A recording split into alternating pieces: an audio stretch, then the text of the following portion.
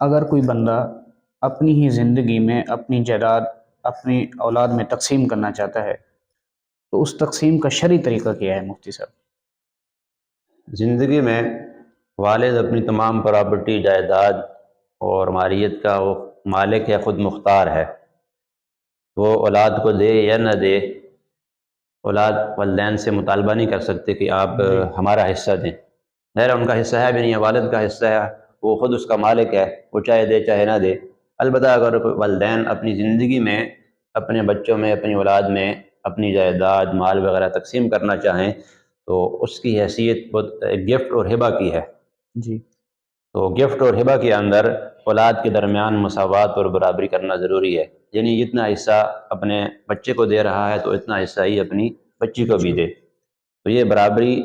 ضروری ہے۔ البتہ اگر اس کا کوئی بچہ فرما بردار ہے یا معذور ہے یا اس کی شرافت اور دینداری کی وجہ سے اس بچے کو زیادہ دینا چاہتا ہے تو اس کی بھی گنجائش ہے۔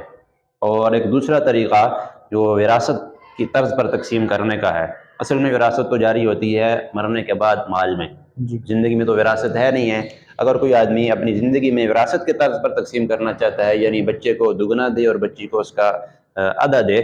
تو اس کی بھی گنجائش ہے، لیکن افضل اور بہتر یہی ہے کہ بچے اور بچی میں برابری کرے۔